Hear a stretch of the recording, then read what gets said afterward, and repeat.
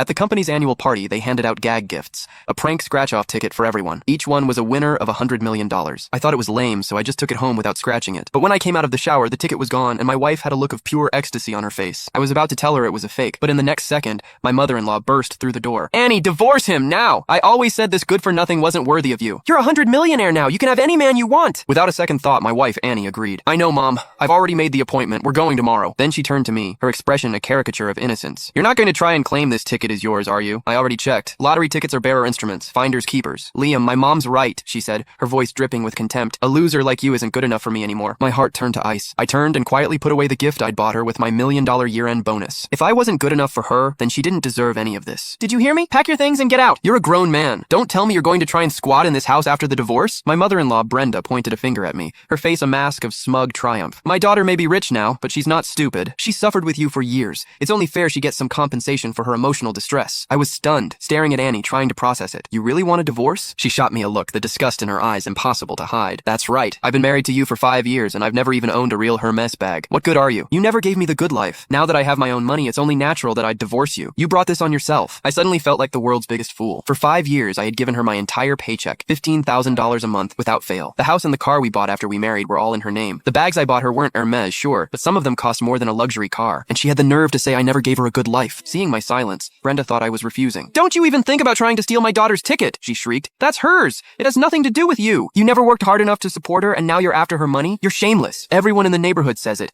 that Annie married a freeloader." And they were right. Annie turned away. "Mom, stop. It's embarrassing just talking about it." They had no idea. The company had just promoted me to general manager, with a 5% stake in the business. If it weren't for this, Annie would have been set for life, the wife of a very wealthy man. But now it seemed fate had other plans for her. I looked at them, a cynical smile on my face. The company gave me that ticket at the party. All of my colleagues can vouch for it. Annie clutched her pocket protectively and then kicked my shin. "Are you that desperate for money? Have some dignity, Liam. The ticket belongs to whoever holds it." Just then, another figure burst through the door. He swept Annie up into a hug. "Annie, is it true? Did you really win $100 million? It was my best friend Dylan. He'd given me so much advice when I was trying to win Annie over. I never imagined he would be holding her in his arms, right in front of me. And Annie, the moment she thought she was rich, had called him first. It was obvious what was going on between them. Annie dropped the act. She wrapped her arms around Dylan's neck. "It's true, Dylan. From now on, how about I take care of you? Dylan, I think you're my good luck charm. It must be because you kissed me today. That's why I won. So really, you deserve a share of this prize money." My head was spinning. The ticket was stolen from me, so my luck had nothing to do with it. But Dylan cheats with my wife, kisses her, and he gets a cut. The sight of them made my stomach churn. I remembered the first time I saw her, feeding stray cats. I was so drawn to her kindness, her innocence. I pursued her for 3 years, and I cherished her. A few years ago, when the company was struggling, I felt so guilty that I couldn't afford to buy her a nice gift with a bonus. Now I finally had $1 million bonus to give her, and a single fake lottery ticket had shown me just how pathetic my devotion had been. You can find the full story in my bio. It's free.